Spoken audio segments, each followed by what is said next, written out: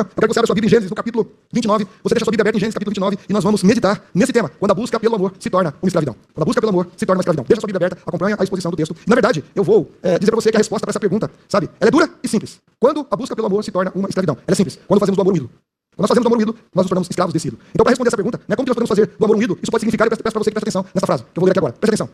Fazer do amor um ídolo pode significar permitir que o ser amado, a pessoa em quem você deposita o teu amor, e eu estou falando do amor colocado sobre uma pessoa, do amor centralizado na pessoa, presta atenção nisso. Permitir que o ser amado explore e abuse de você, ou talvez cause uma terrível cegueira, que o leve a quebrar promessas, a racionalizar indiscrições, ou a atrair outras alianças, a fim de se manter agarrado a ele. Presta atenção mais uma vez.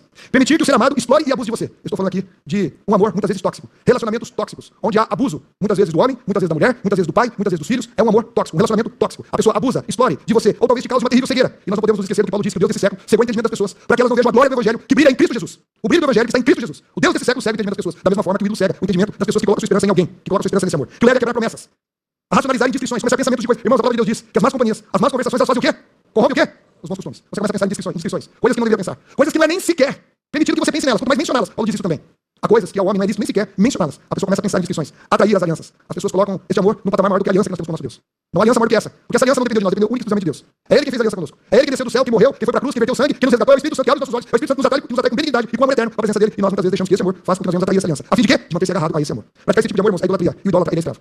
Ele acha que é livre, mas ele não é livre. Na verdade, ele é escravo. Isso não é o amor que Paulo prega em 1 Coríntios capítulo 13. Não é o amor que o Espírito Santo deu a nós, registrado através da vida de Paulo em 1 Coríntios capítulo 13. Porque aquele amor é o amor que vem do Pai. É o amor que dá e que não exige nada em troca. É o amor que não se arde em ciúmes. É o amor que não faz nada que cause constrangimento, mas que ama, que se entrega, que dá e não espera receber absolutamente nada de contrapartida. Nós conhecemos na Bíblia, um relato na Bíblia que ilustra como a busca pelo amor pode se tornar uma forma de escravidão. E eu me refiro justamente à história de Jacó e de Lia. E nós conhecemos a história de Jacó. Jacó, ele nasceu agarrado no pé de Esaú, seu irmão. Seu irmão morreu primeiro, ele nasceu agarrado ali, tinha uma profecia. Dizia que o mais velho serviria o mais novo. Mas Jacó cresceu, amado pela mãe, Esaú amado pelo pai, né? E ali um belo dia Esaú chegou morrendo de fome, e Jacó estava ali fazendo um guisado de lentilhas, e ali ele chegou e falou assim: ó, dá pra te comer. Ele falou assim: ó, é o seguinte, eu te dou de comer, mas só se você me dá a sua primogenitura. Mas Jacó não tinha promessa de Deus? Ele tinha ou não tinha? Tinha promessa, ele precisava fazer isso? Não precisava. Ele não precisava fazer isso, mas ele fez. Depois disso, a mãe dele ouviu lá o pai dizendo pra Esaú: vai lá, meu filho, caça alguma coisa me traga pra que eu te abençoe, porque eu acho que eu vou morrer. Isaac achou que ia morrer, e Davi viveu mais quase 30 anos depois disso. Mas tudo bem, ele achou que ia morrer. A mãe ouviu, chamou Jacó, falou: Jacó, meu filho, seguinte, vai lá, eu vou pegar um capítulo, matar você, terra do teu irmão, vou lá umas pedras estranhas lá, o cheiro e tal, e não lembrar teu pai para abençoar você. Precisava disso? Não precisava disso. Mas ele foi lá e fez. Quando Esaú descobriu, falou assim: vai morrer, eu vou matar meu irmão. O que Jacó fez? Jacó pegou e saiu dali, da casa dele, foi pra casa do seu tio Labão. Foi pra casa do seu tio Labão.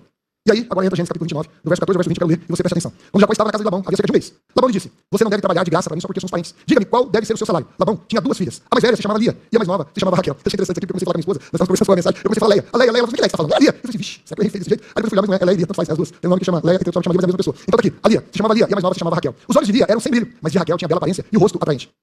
Então, visto que Jacó estava apaixonado por Raquel, disse a Labão: trabalharei para o Senhor por 7 anos, se me der Raquel, a sua filha mais nova, para ser minha esposa. Preste atenção na resposta de Labão. Melhor entregá-la a você do que a qualquer outro. Respondeu Labão. Ele disse sim.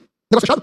Não. O que ele está dizendo? Ô, Labão, o negócio é o seguinte, agora a versão Paulo com revista atualizada. Ô, Labão, você tem uma filha ali, calhou, cara, gostei dela. Que tal você, eu trabalhar 7 anos para pagar o dote dela e você me entregar em casamento? Rapaz, olha, você sabe que é melhor entregar para você do que qualquer outro. Faz o seguinte, vem trabalhar comigo. Respondeu Labão: fica aqui comigo e trabalhe. Fica aqui e trabalhe comigo. Ele não respondeu nem sim e nem não. Guarde isso. Então Jacó trabalhou 7 anos com Raquel. Ele a amava tanto que lhe pareceram apenas alguns dias. Irmãos, no original hebraico, diz literalmente que Raquel, ela tinha um corpo magnífico e ainda por cima era lindíssima. Eu fiquei muito curioso com o texto, porque eu lendo o texto, falava que Raquel, né, o texto está dizendo aqui que Raquel era uma, Lia tinha os olhos sem brilho, mas que Raquel tinha uma bela aparência e um rosto atraente. E eu fiquei curioso, mas o que significa essa bela aparência? Lá no hebraico, no original, eu não sou professor de hebraico, mas eu sou curioso, e aí eu vou lá atrás para procurar saber. Diz que Raquel tinha um corpo magnífico e ainda por cima era lindíssima. Robert Alter, que é um estudioso da literatura hebraica em Barclay, ele diz que os sinais do texto revelam que Jacó ficou perdido de amores e completamente dominado por Raquel. Completamente dominado. Eu não sei como que naquela época, aquelas roupas lá, ele viu que ela tinha um corpo lindíssimo, mas ele devia ter algum esquema ali, talvez apertava, ajustava, sei lá como é que é. Mas o fato é que Jacó, quando chegou naquele local, ele botou os olhos em Raquel, ele ficou perdidamente apaixonado por ela.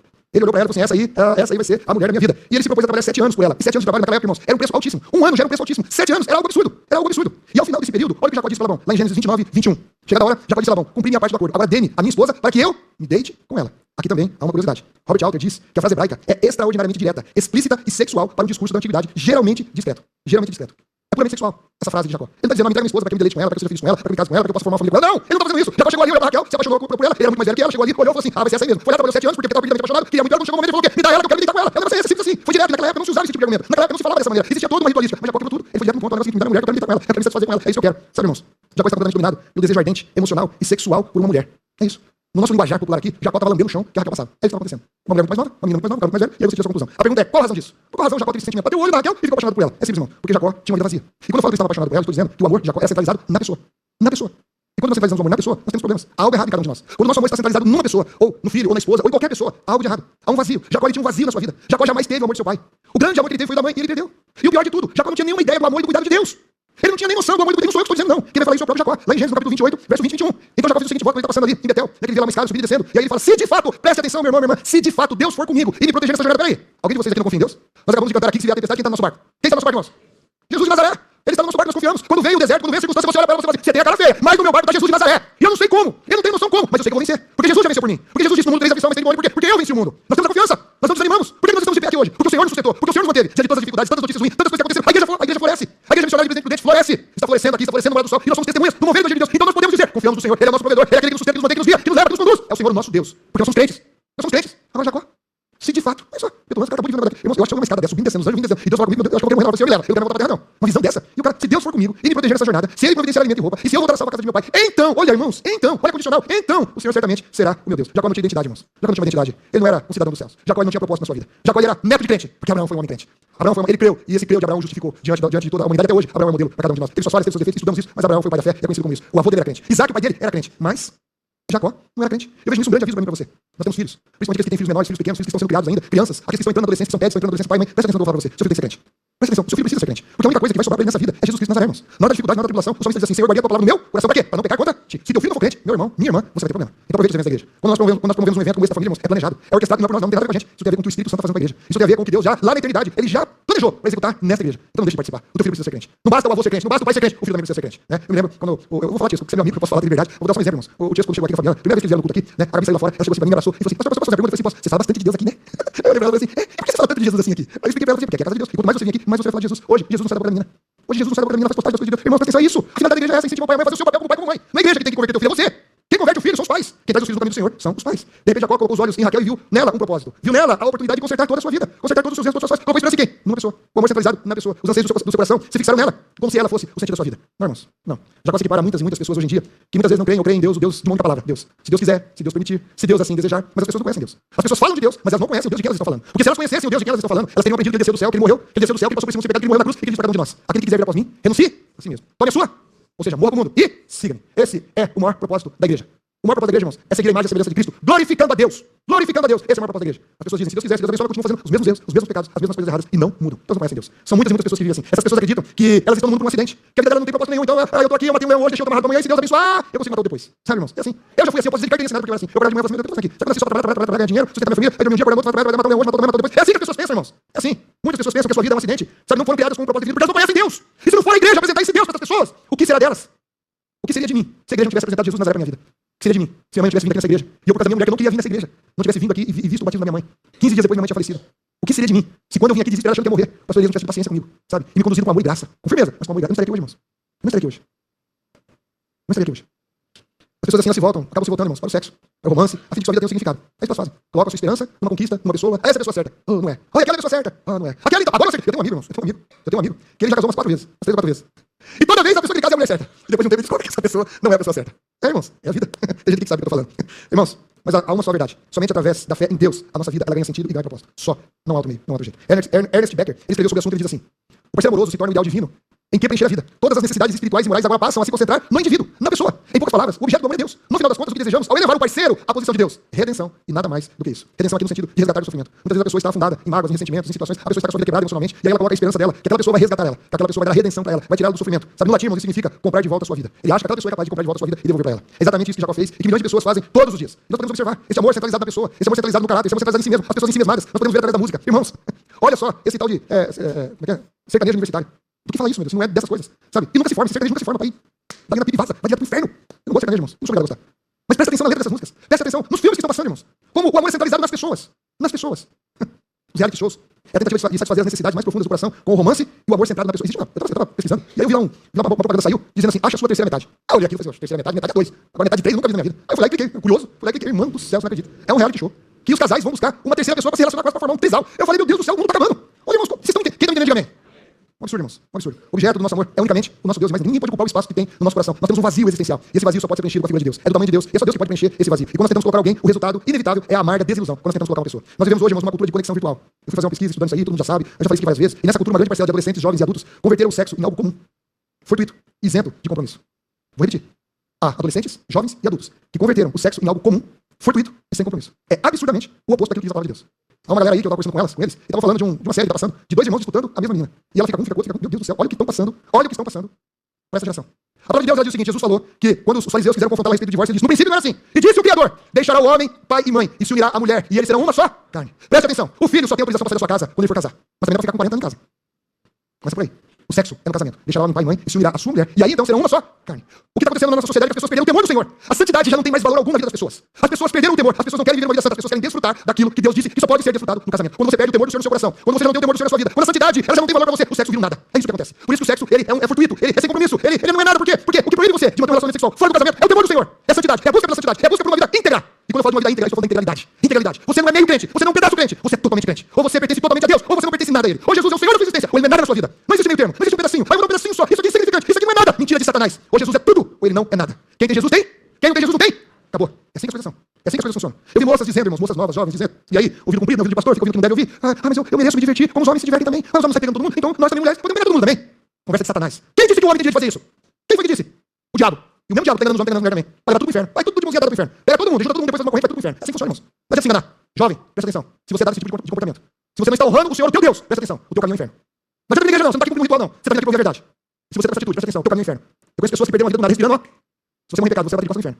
Fica com isso. Hashtag fica a dica. Beleza? Há uma pressão nas escolas, irmãos. Há uma pressão social nas escolas para que as meninas cedam a esse comportamento. Mas você vai ficar com fulano. Mas você vai... Eu ouvi isso de uma jovem. Uma jovenzinha chegou pra mim e falou que na escola sofreu pressão. O que eu faço, pastor? Você não faz nada. Você ora e repreende. Só. E continua firme com Jesus. Continua firme com Jesus. Quando a santidade e a pureza não fazem mais sentido para as pessoas, irmãos, o sexo já não tem mais importância. Porque é só a mesma coisa que você está fazendo. Eu vou lavar minha mão. Eu vou lavar meu rosto. Eu vou lavar meu corpo. Sexo é a mesma coisa. Não tem temor, não tem reverência. Não tem santidade. Não tem palavra no coração. Não tem palavra no coração. Acabou. Tudo isso gera um vazio cada vez maior. Gera um vazio cada vez maior no coração das pessoas. E esse vazio interior é que tornou Jacó vulnerável. Você está entendendo agora? Jacó se tornou vulnerável a esse amor idólatra. Quando ele ofereceu 7 anos de trabalho, Labão percebeu, Labão sacou, Labão olhou e falou assim: olha, ele está perdidamente apaixonado. E eu vou tirar vantagem disso. Porque Labão também, se Jacó é enganador, o Labão, ele era o mestre dos enganadores. O Jacó perto do Labão era aprendiz de feiticeiro, irmãos. Porque Labão era sabido demais. Ele tá me enrolando aqui ali, sabe? Observe que ele não disse sim pra Jacó. Ele não chegou pra Jacó e disse assim: ó, negócio fechado, beleza? Você vai trabalhar 7 anos e Raquel vai ser tudo. Ele disse não. Quando ele falou da Raquel, ele disse o quê? Olha, é melhor entregar pra você do que entregar pra outro. Faz o seguinte: vem trabalhar comigo. Ele não disse sim, não disse não. E nós pensamos a história, Jacó pediu a Raquel, Labão fez uma grande festa, a mulher veio toda cheia de véu, Jacó meteu o pé na jaca, né?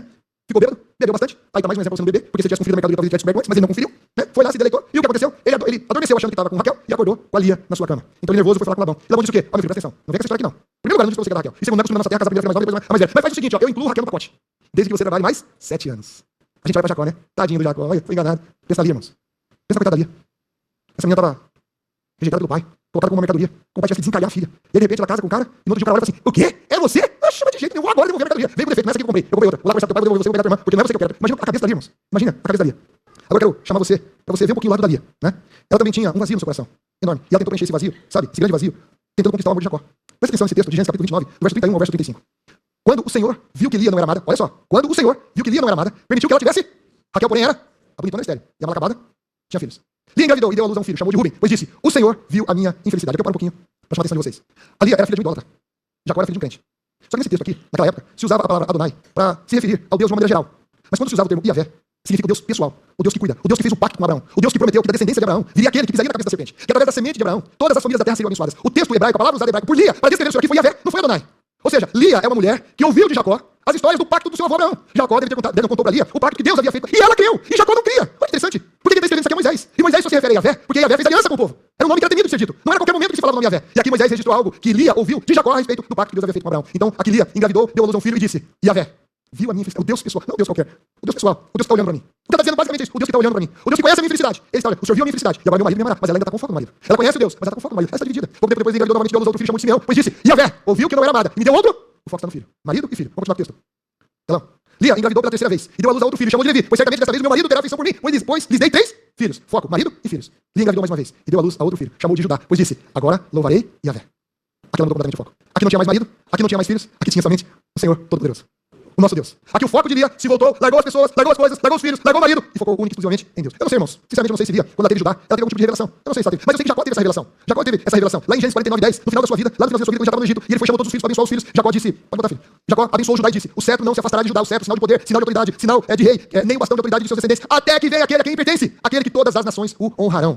Aquele que todas as nações honrarão. Ou seja, Jacó, ele viu que através de Judá viria o Cristo, o Rei dos Reis. Deus foi ao encontro de uma mulher que ninguém queria, irmãos. O pai não queria, o marido não queria, mas Deus já tinha escrito a história de Lia. Lá na eternidade. Eu não sei se tem alguém aqui que de repente se sente rejeitado pelo seu pai, se sentiu rejeitado pela sua mãe, se sentiu rejeitado pelo seu esposo ou pela sua esposa, pelo seu filho, pela sua filha, eu não sei. Eu não sei se você se sentiu rejeitado, mas eu sei de uma coisa. Deus veio ao encontro de você. Deus ele veio até você. Se você está aqui hoje, você está ouvindo essa mensagem, Deus está repetindo o que ele já disse inúmeras vezes para você, que foi com amor eterno que ele te chamou e com benignidade que ele te atraiu. Deus está dizendo: você é meu. Você é meu. Você é menino dos meus olhos. Nós somos, irmãos, a nação santa, a raça eleita, o povo de propriedade exclusiva de um Deus que é pessoal. De um Deus que não chama uma galera, mas chama a pessoa pelo nome. Individualmente, cada um de nós. Deus foi ao encontro de uma mulher que ninguém queria. A mal amada pelo marido, a mal amada pelo pai, se tornou mãe ancestral de Jesus Cristo de Nazaré. A salvação que veio ao mundo não veio pela beleza da Raquel, mas veio pelos olhos sem brilhos da Lia. O homem disse que os olhos dela não tinham brilho, mas Deus viu o brilho da alma daquela mulher. Não existe pessoa rejeitada por Deus, irmãos. Não existe. Deus toma partido dos desfavorecidos. Tanto Jacó quanto Lia. Só encontraram a verdadeira alegria e a plenitude em suas vidas quando eles se renderam completamente a Deus. Lia, quando nasceu Judá. Jacó, quando estava voltando. Eu amo essa história. Jacó voltando, quando chegou no vale de Jaboque. Naquele momento ali ele teve uma luta com um anjo. Oséias, no capítulo 2, verso 3. Oséias, ele descreve essa luta e diz que Jacó lutou com um anjo. E quando o anjo perguntou o seu nome, Jacó em lágrimas, Jacó disse para o anjo: meu nome é enganador, porque até hoje foi o que eu fui. Um homem enganador. Um homem que não sabia o significado do verdadeiro amor. Um homem que estava concentrado em pessoas, em coisas. Um homem que enganou seu pai, que enganou sua mãe, que enganou todo mundo que pôde. Um pecador. E em lágrimas Jacó disse para o anjo: eu sou Jacó, o enganador. E o anjo disse: não é mais. Não é mais, porque você lutou com os homens e lutou com Deus e prevaleceu. E prevaleceu. Você prevaleceu. Você não é mais o enganador. A partir de agora, você é Israel. Você é amado de Deus. O único e verdadeiro amor que não escraviza é o amor colocado na pessoa certa. É o amor colocado em Deus. Lá em Colossenses 3, no verso 3, no verso 4, diz assim: pois vocês morreram para esta vida e agora a sua verdadeira vida está escondida em Jesus Cristo de Nazaré, louvado seja Deus. E quando Cristo, que é a sua vida, foi revelada ao mundo inteiro, vocês participarão da sua glória. Você pode dar uma palavra, meu irmão? Você pode dar uma palavra?